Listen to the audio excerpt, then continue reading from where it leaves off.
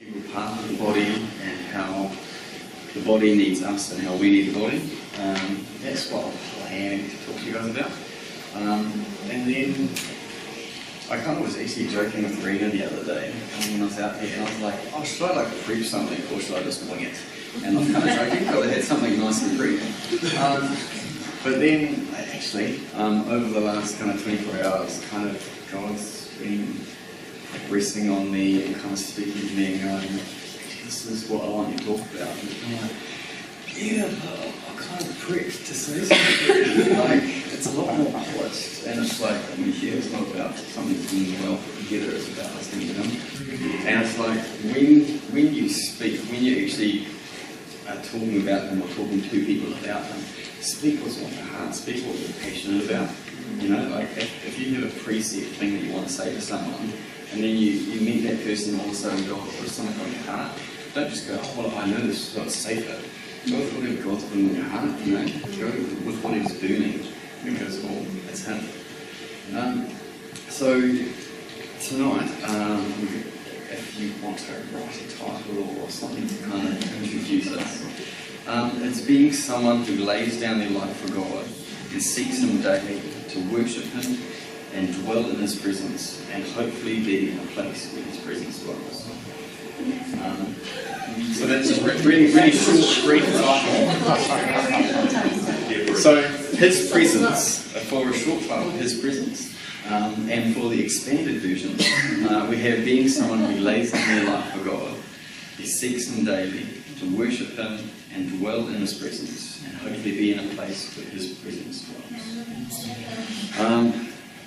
And it's been a few things really that's kind of really been on my heart lately, but for some reason I went down this track of planning something to say.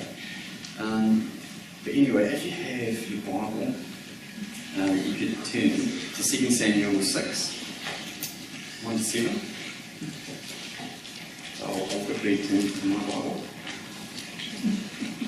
Only thing with technology is sometimes your phone is a bit glitchy, and so it's like it's not as fast as you can just like open to it. Yeah. So anyone who likes using their phone on the Bible on the phone, you definitely need an iPhone. So everyone's there. This might seem an interesting place to start, but this is where I felt to start. And again, David gathered together all the chosen men of Israel, 30,000. And David arose and went with all the people that were with him. Actually, I'll skip down to 3. And they set the ark of God on a new cart and brought it out to the house of Abinadab. And that was in Gibeah. And Uzziah and Aioah. Didn't you love some of the names? Wouldn't you like to just sit down and actually learn some of these names well? So when you're actually speaking, you're like, not like, but, because we all do it. You get to a name, you're like, I don't know this one. I'll say the Kiwi version. And the sons of Abinadab drove the new cart, and they brought it out of the house of Abinadab, which was at Gibeah, accompanied with the ark of God. And however you want to say it, went before the ark, and David and all the house of Israel played before the Lord in all manner of instruments made of fir wood, even on harps and on a bunch of instruments. And then they came to the threshing floor. Uzziah put forth his hand to the ark of God and took hold of it, for the oxen shook it. And the anger of the Lord was kindled against Uzziah, and God smote him there for the error. And there he died by the ark of God. You're like, wow, it's a delightful place to start and talk about the presence of God. But what we often look here, what we often see is we look at the reverence of God, so His holiness, so that was why He was struck down. And we look at obeying His commands, that we were told not to touch it, and because He did, that was why He was struck down. But what we often miss in the midst of this is what's actually in the background there is the ark. The reason why it fell is because it wasn't where it was supposed to be. It was actually on a cart. It was on a man-made vehicle. It it wasn't resting where it was supposed to be, which was on the shoulders of the priests. Because God doesn't want His presence to rest on the vessel. God doesn't want us to make some nice organised thing and then He'll go, that's my presence, that's where it rests. God's presence rests on those people that have laid down their lives for Him, that have set themselves before Him. That's where His presence is supposed to rest. And that's what I want to take out of this and want you to get out of this as we start to kind of piece this puzzle together, that God wants His presence to rest in this place. And it will, when you actually lay down your life before Him and you say, this is me, here's my life, take it all.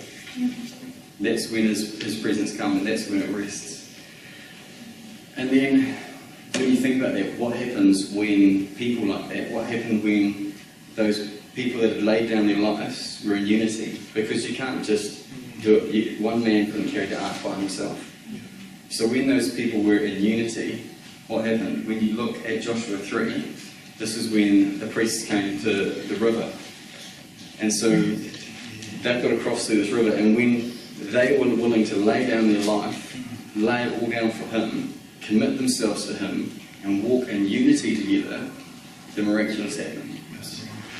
And so this is what we're called to do, this is what we're called to be a part of, is people that would lay down our lives, but then we would walk with others that have laid down theirs. Because where unity is, it requires a blessing. And the great thing about Joshua 3 is that it wasn't just like, okay, you guys, I will do this, and all I had to do was stand there, and the waters went, cool now, so you can walk through. He actually required them to first put their foot in the water. It wasn't, and because that's the thing, like sometimes we're like, okay, we're willing, we want to do this, we want to seek God, but we don't see anything yet. It's not until you actually step into the depths of it, it's not until you're walking through it, you're journeying it, you're stepping out saying, this looks impossible, but we will still step into it because we know God is faithful and He has called us. And so that's what they did, and the miraculous followed. And it might sound a funny verse to link to that, and your Bible probably won't have cross-reference from Joshua 3 to Genesis 6:11. Does anyone know what that is? What story?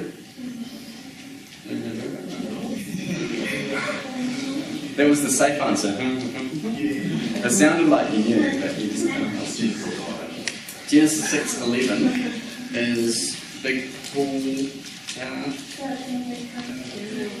So Tower of Babel. This is another one which I want to go behind what I see here. So we'll even turn to it. Let's turn to it, guys. Genesis 11:6.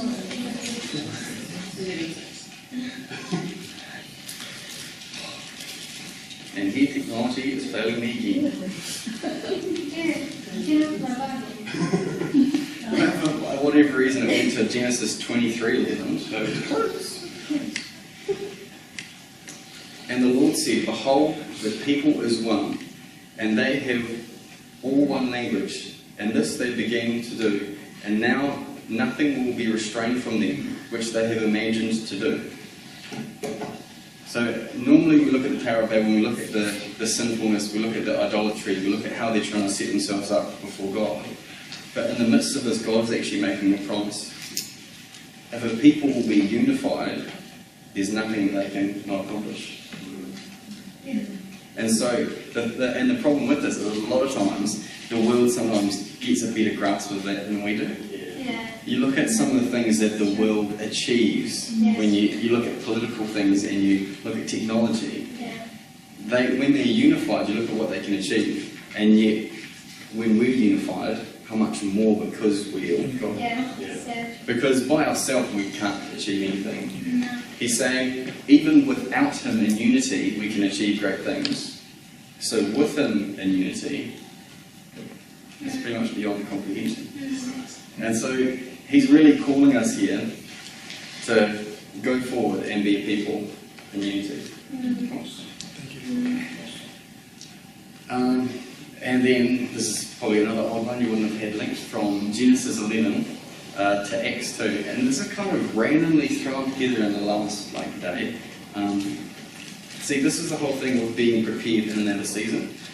The Word calls us to be that way. So when God does call you to step out, when He does call you to something different than you're used to, you have the Word that's in you. That's why we live it and we breathe it, because it's a living thing in us. And so that's a part of us. So when He calls us to step out, it's there. That's why He has our testimony, so we can share that, so we can have that. That's why we hear others' testimonies, so we can have that. It's like this treasure trove as such we're building up, that whenever we need, we have it. Yeah? So calling you guys to be ready in an hour season. So Genesis 11, going to Acts 2, because this, to me, is really the godly version of what they were doing in the Tower of Babel. It says that they were all together in one place. So this is the upper room, they all got together, and it's not that they're all together and they're all in the same place. So they're kind of course, if they're all together, they're all in the same place. It doesn't make sense. But it's saying that, and some translations have this slightly better, but they were all together with one accord. So they were unified. And when they were all together in one accord, God's presence broke out. He manifested himself and he moved mightily through them. Amen. Maybe try something. But see, this here, in some ways, is just reminding you of what you guys are doing here. What Des and Carly are a part of. What they started here. What they were called to be a part of is unifying the body, and you actually being on one accord and going out, and you guys being infectious to the world. Yeah. And so that's why I love and I'm blessed by being able just to be here, because I love what you guys do. I truly do. Like, the fact that there's a place like this, I think it's amazing. And you guys need to, especially in times where it's not so easy, just remember how honoured you are to be here. Because even if you're doing nothing as such, you're here unified and you're being built up and edified in this place. Yeah. I've come out here just to visit friends, and I feel edified just being in this place. Yeah. That's that whole God's presence dwelling song. So then, what does this look like now? What does, that's what I was saying, is this place. But another great thing, which my students from my last class would have heard me talking about, the grace outpouring. So the grace outpouring, there's not one. Grace outpouring is phenomenal. Those of you who love the move of God and you're after His heart, find this book. It's great. You should be able to find it at Christian Bookshop. So this book is about Feld Brennan, which is in Wales, and it's like a camp or retreat type of thing. And pretty much God called some people to be there, and they decided, okay, we'll give it a go. We don't know what the heck it is we're supposed to do, but all they felt was that God had called them to be there, and that they were to be open, and that they would minister to people. Okay, sweet. So they go there, and after being there and after being faithful, and after laying down their lives and their dreams sort of thing, and going after what God would have for them, and being unified in that, they have phenomenal testimonies, one of which I'm actually going to read to you. I'm going to read this because I love this. And I kind of briefly spoke about this in class. So this is at their retreat or their camp, and this is the kind of thing that happens when God's presence rests on you. This is what you guys are called to be a part of. So this guy that runs it. He was in the middle of trying to finish all this work, and some people came up, and he was like, "Oh, I'm trying to finish this work," and he went and seen them, and then they talked for ages. Then he finally got away, just about to get back to his work. As they walked away to their car, Another couple walked toward me. No, I've got to get this work finished, I thought. And even as I outwardly smiled, Lord, I haven't got time for this now. Please turn the flow off. So it's like, it said, Lord, I'm here. I'll be here. Will you bring people? I'll be faithful and I'll minister to them. And it's like you're just getting overwhelmed by this. Because all these people who start turning up. Fancy that, God answers. I explained to the couple that I was a little pressed, but asked how I could help them. I was anticipating the man's response. I wasn't anticipating the man's response. I was driving along, going through the valley, enjoying this beautiful summer afternoon. And the weirdest thing happened when I got to your drive.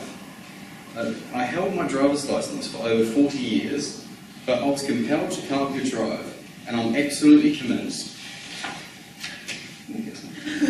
if I hadn't taken my hands off the wheel, the car would have just turned and would have found its way up here all by itself. I don't understand it. I've never experienced anything like it. Could you please tell me what on earth's going on here? I explained that we're a Christian retreat centre, a place where the presence of God comes and people's lives are changed because they encounter Him. How interesting, he said. That reminds me of a story about a bishop and a prostitute. By now, we're at the kitchen table, and he was telling a pornographic story while his wife blushed embarrassingly. Oh, don't worry, this has meaning. And it's not bad, you can record it. I was finding all this very difficult, but nevertheless, I offered him a cup of tea. To my intense disappointment, they said yes. While the kettle was boiling, he told another story that was even worse than the first one. I was ready to do some righteous rebuking. I didn't want this Felder Brennan in my house and in my kitchen. But God said to me, don't you dare rebuke this man. It was that clear. This worried me. It was not the prompting I wanted to hear. I wondered whether it was God's voice that I was discerning after all. Isn't it like that? You hear something from God you don't really want. It's kind of like, maybe that was Satan that time. Rebuke you, Satan, mate. Just listen carefully, it's God. We heard a third filthy story, and I explained more about the centre and that we believed about the presence of God there. When he started his fourth story, I just wanted to be rid of him. But I had made a commitment to God in the previous week that if he brought people to the centre, I would stop. However pressed I was, put them first and bless them. So I offered to show them around, hoping that they would take the chance to make their escape and saving the time and irritation. But his wife said yes, and the object of my rant mumbled. Something about tagging along, no, not really being interested. I resisted the temptation to suggest that he waited in the car. Obviously didn't like the story so much. The centre was packed with guests, so I walked them around via the outside paths. However, we had to pass through windows thrown open because of the heat that day, and the stream of profane anecdotes did not slow down. Internally, I was having an animated conversation with God. Please protect the hearing of these guests. This filth that's paraded past the windows. Lord, I'm committed to blessing this couple, but this is a real struggle. When we reached the chapel, I told them that the building was then open.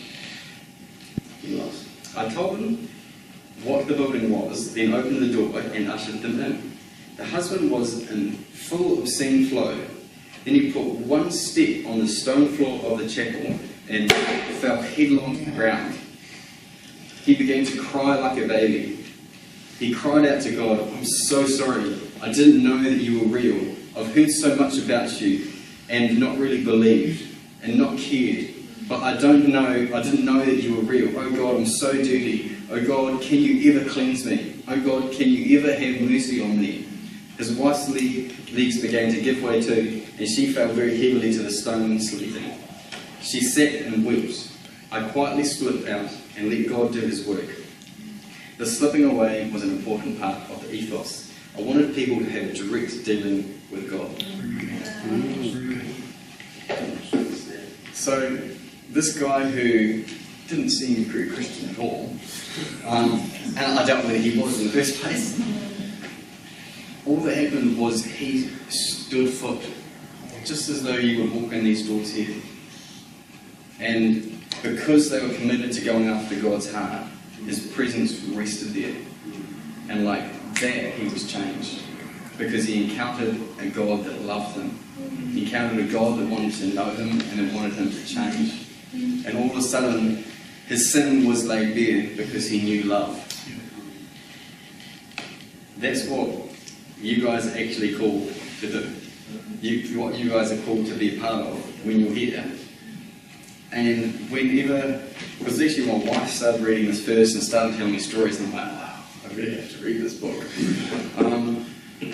But hearing these stories, this is where I was thinking of whenever I heard these stories.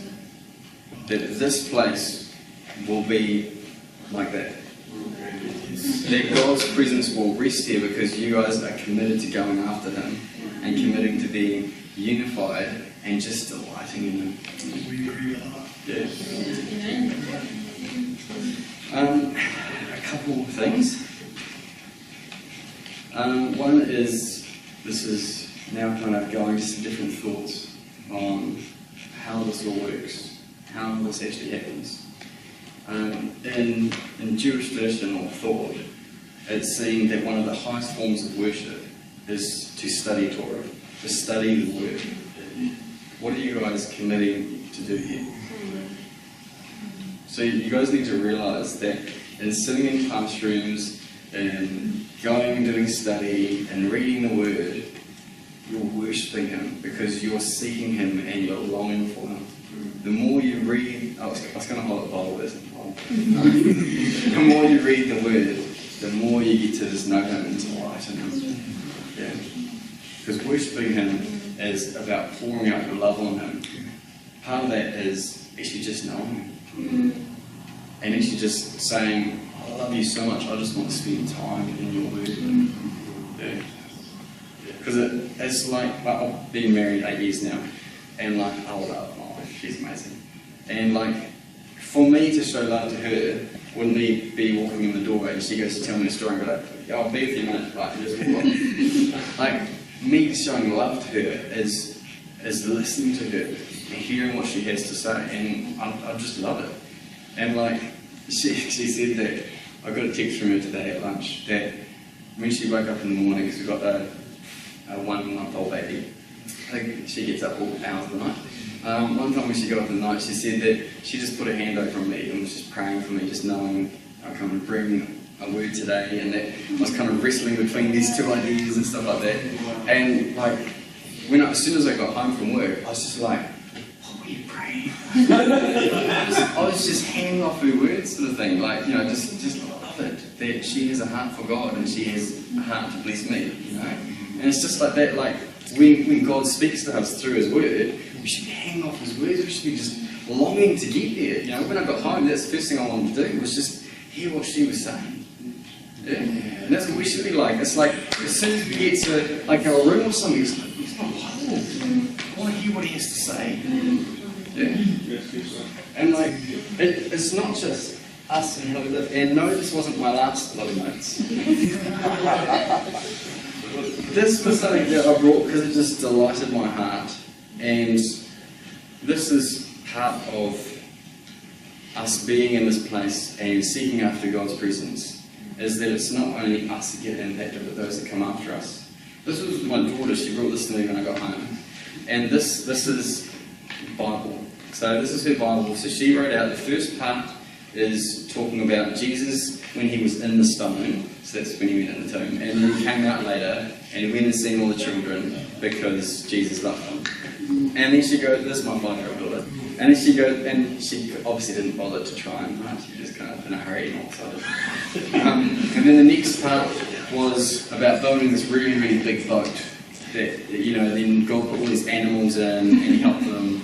And then the last part of the Bible that she wrote was Joseph, and I'm sure when she first said it that he had a technicoloured goat. And so she's just like, just got this for you, Daddy. This is what I was doing today. I was writing the Bible. And I'm just like, that delights my heart. And I say this to say two things. One is what we're doing here is passing on that passion, you know? But also, as I was delighting in my daughter for doing this, how much more does God delight in us when we seek His word? You know? It's truly amazing. One last thing I have to say, and not quite finished yet. God inhabits the praise of His people. Psalm 22:3. So, because I like to be a very practical person, after talking about this, I'm just saying we are to lay down our lives, we are to seek Him, we are to know Him, we are to be in unity and just welcoming Him in this place. And I think wherever you go, whatever you're a part of, make that your heart is that you would welcome Him and that you would make that be a place for His dwelling. I'd say while you guys are here, go after that. And if you don't see that, if you don't see these great things happening, keep going after it. It's not until you step into the midst of it that then He starts to pour out His blessing and the miraculous comes.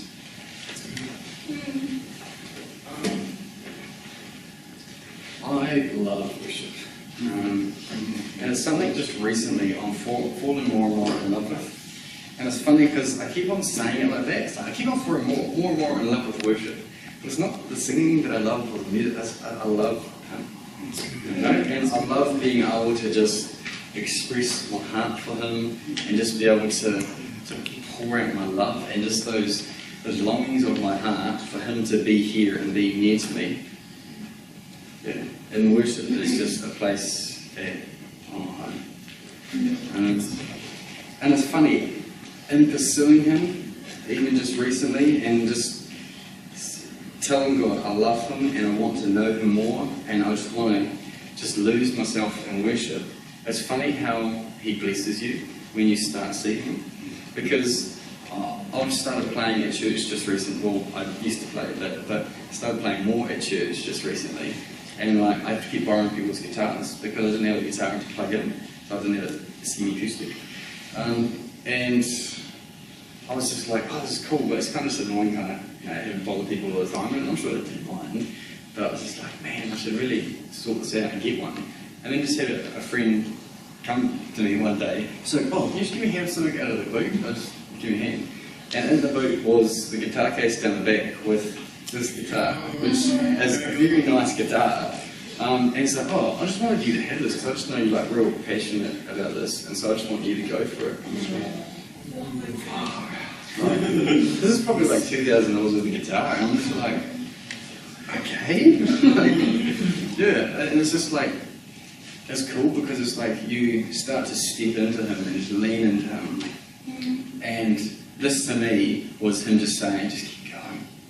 Just keep going. Like, and yeah, it was just cool. So I'm just going to sing a couple of songs. If you want, you can sing along. Or otherwise, like I was saying, it's about laying down our lives. And so it's just whether you're comfortable sitting down or standing up or lying flat on your face, because sometimes that's a really good posture before God. It's saying, I literally lay down my life, here I am. Sometimes it's actually just the easiest way. Like if we say, oh, I just want to bow before you, sometimes you just get on our knees to actually do it. Like, because sometimes we can be too passive with it and we can just like be like, oh, you know, I lay down everything. But sometimes you actually just saying, well, actually just lay down. Like, actually just lay down. Like, I've been in worship before, and like this was quite a few years ago now, and I felt like I should get on my knees before Him. And I was like, you know, oh, that's a really nice thought and sentiment on my knees before Him, sort of thing. And it's like, maybe I should actually get on my knees. I was kind of singing away and just worshipping, and I was like, oh, this is nice, sort of thing. And finally, like, I was like glad I did it, because I probably only had like half a song or one more song left because of the thing before the worship finished. And finally get on my knees, and I just broke, I was just like, you can feel Him and the light of Him. And even another time, he called me to dance and worship, and I was like, yeah, I can't dance. Like, that's not me at all. And so like, it was like, nah, that's alright. Like, I will someday. don't let that be your excuse that you will someday. Why not? Why not do it today? And so I finally got over my pride, and I just said, okay. And I just started to dance, and I was probably just flailing around my arms, to be honest. Like, it wasn't anything pretty or eloquent. And I just had my eyes closed, which was good because now I didn't have to see if people could see me. But like, when I started to move, I could feel, like, the best way to describe it was like stepping out of a cold room into the warm sunlight. But like, it was like this sounds weird, but like, it was like thick jelly that I was pushing my way through. And like, I could just feel this tangible presence around me. And like, I've never experienced anything like that before. And all it was me laying down my life and just saying, okay, God, I love you, and whatever you want from me, I'll do it. So,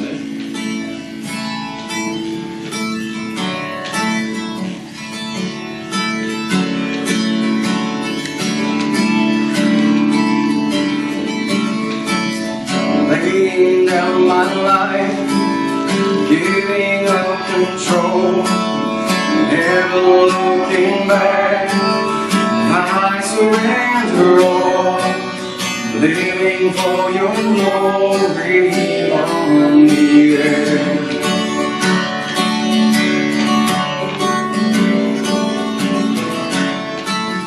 Passion in my heart, stirring in my soul. All the world to know, living for your glory on the earth.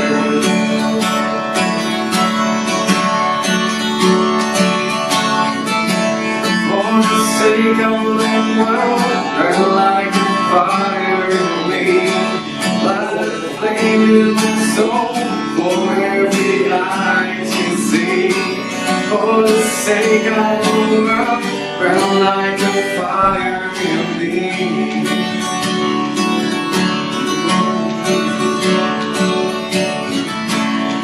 I'm laying down my life, giving up control, never looking back, 'cause I surrender all, living for your glory on the earth.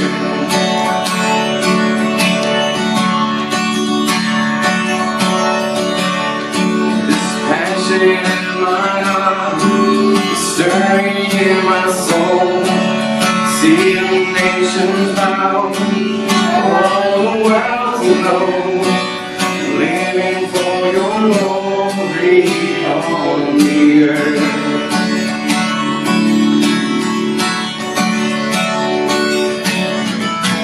For the sake of the world, burn like a fire in me, I will flame my soul for every eye to see.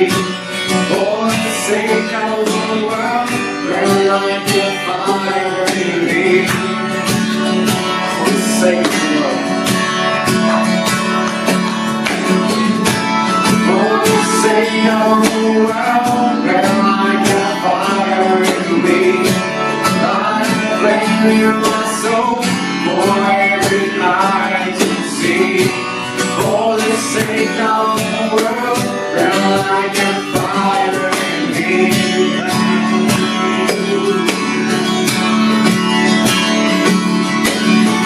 For every knee to bow down, for every heart to believe, for every voice to cry out, burn like a fire in me. For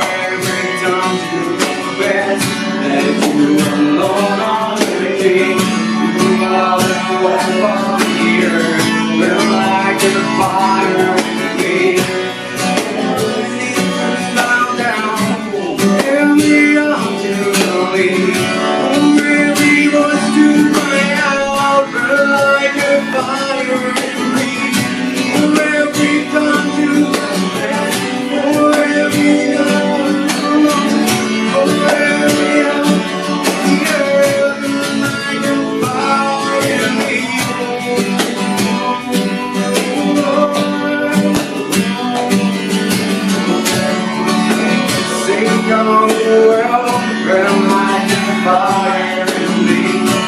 Light a flame in my soul, for every eye to see. For the sake of the world, burn like a fire in me.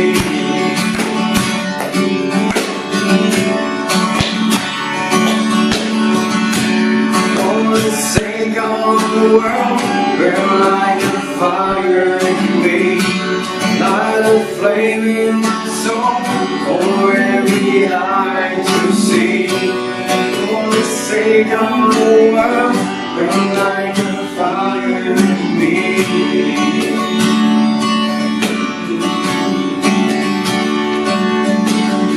Lord, I pray as we sing before you, that you will live in heaven and praise your people. Lord God, as we just turn our hearts to you today, Lord, that you would just rest here, Lord. Your Spirit would rest here, Lord.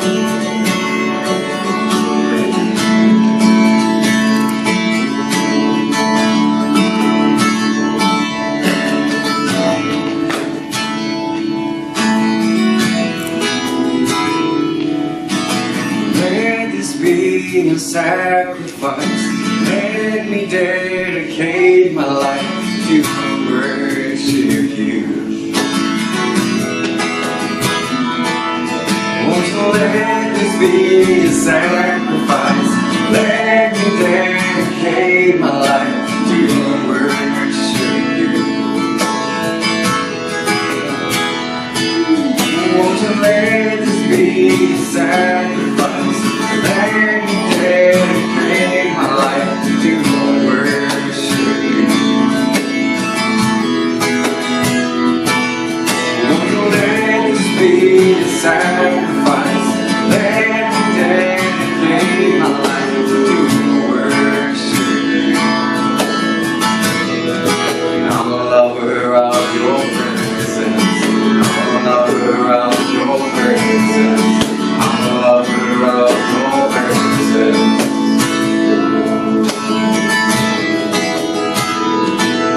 Passion stirring deep inside, all I really satisfies. We worship you.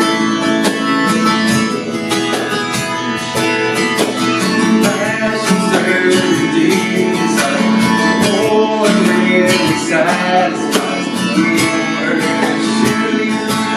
Jesus, we are lovers of your presence. We are lovers of your presence. We are lovers of your presence. So we want to be.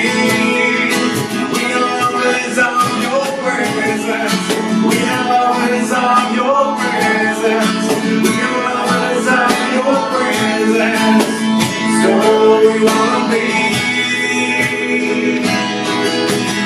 I was made for love. I was made for love.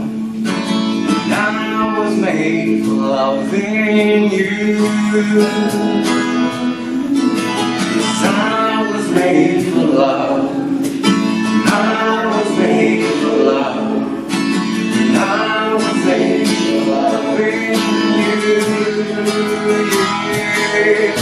Because I was made for love. I was made for love. I was made for loving you. We are lovers of your presence. We are lovers of your presence.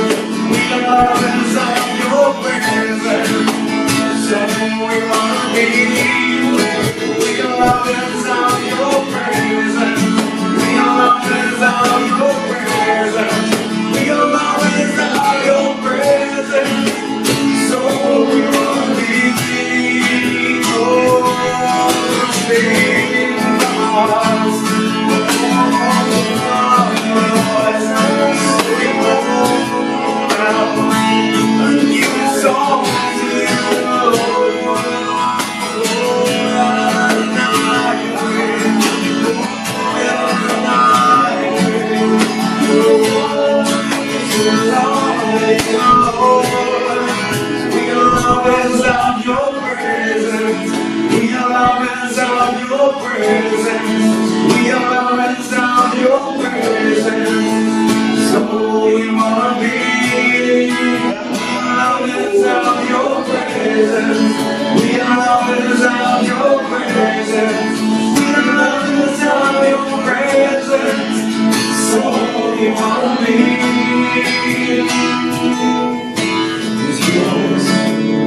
kingdom yours, power yours, is the glory forever.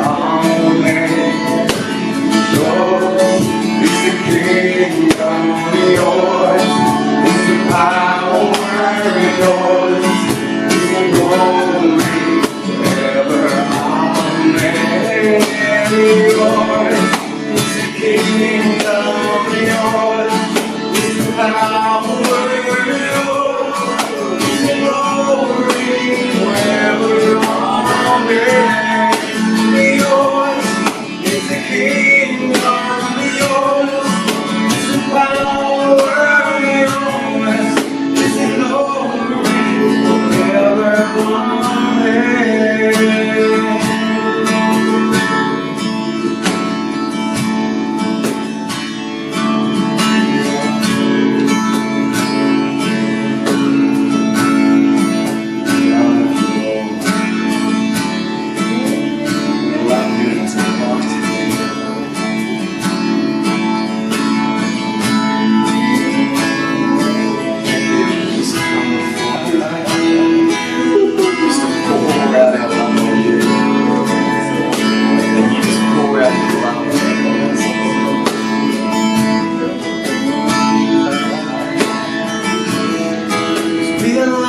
Of your presence, we are lovers of your presence, we are lovers of your presence, so we wanna be.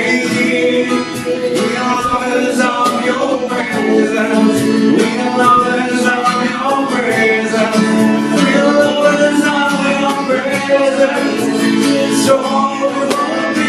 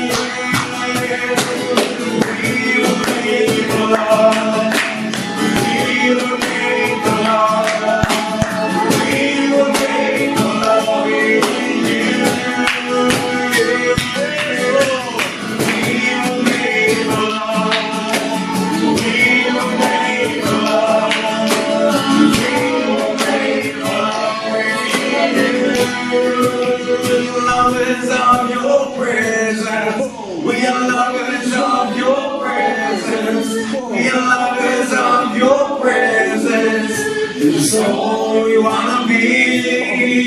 We are lovers of your presence, we are lovers of your presence, we are lovers of your presence, so we wanna be.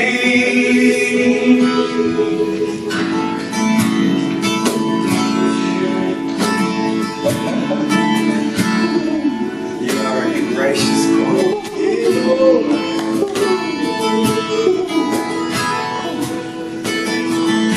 Lord God, thank you that you are so amazing,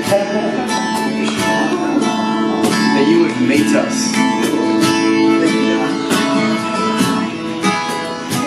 Lord God, you worked at House Entering. You just wait for us.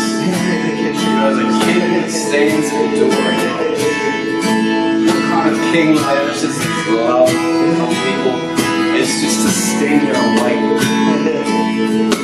So Lord God, I just thank you that in worship we can just pour out our love on you. And we can just come before you just to delight in you.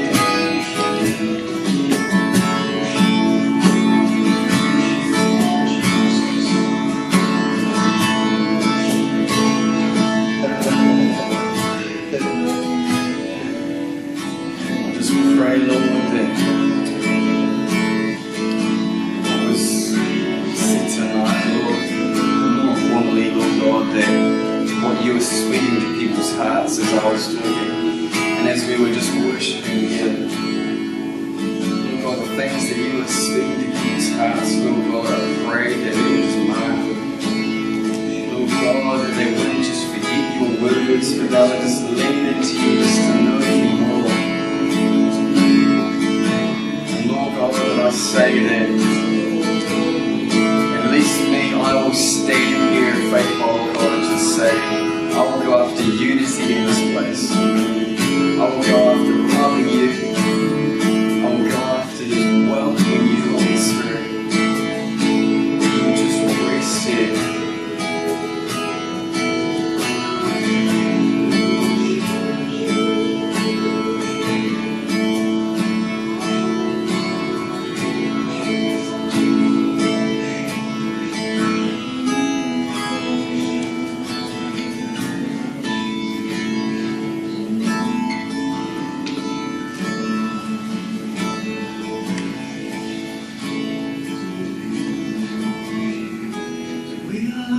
Of your presence, we are lovers of your presence, we are lovers of your presence, so we wanna be. We are lovers of your presence, we are lovers of your presence, lovers of your presence, so we wanna be.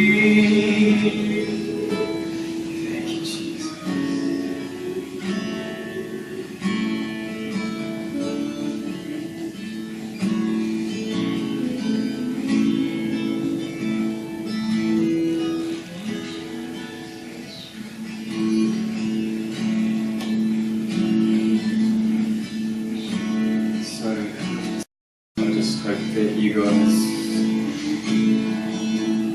heard some of God's heart, because that's why we're just share together. That's why not just one person speaks the whole time, because as a body, God actually speaks to us in different ways, and that's why we actually need each other. That's why we need unity, because we don't see Him in His fullness if we don't actually listen to who He is to other people. Because we might not see Him like that. Like, a lady at our church, she is just madly in love with her Heavenly Father. She'll call Him Daddy, and she'll dance and she'll sing for Him. And like, when I hear the way she speaks, she sounds like my daughter just delighting in me. And it's like she's my age, and I'm like, man, that's amazing, that father heart that she has, that brings a joy to me. And you just talk to other people and they just have such a heart for the lost. And that might not be your strength or where you're really good in or really focused in, but you hear that and all of a sudden something stirs on the inside of you and you go, I need to have a heart for the lost because God does. You know? So, I hope you're encouraged by this, but really I just hope that you guys can continue to seek after His presence. Go for unity in this place and realise that, you know, in a time of worship like this, you know, it can just be awesome. You can just pour out your love on God. As I was saying, like, this is really just speaking specifically to the student now. It's just saying, like, what I was saying in Jewish tradition, one of the greatest forms of worship is to study the Word. So if you want to encounter His presence, why not be overwhelmed by who He is in the classroom? Why wait until He sings? Like, it's not like, oh yeah, Sunday morning we can be overwhelmed by His presence. But, you know, during the day in the classroom, like, we just got to listen because it's important. It's learning about our Father, it's learning more about Him. It's just for everyone to just reading the Word and just seeking Him more. It's just like delighting in Him. Why can we not just be captivated by Him and reading about Him?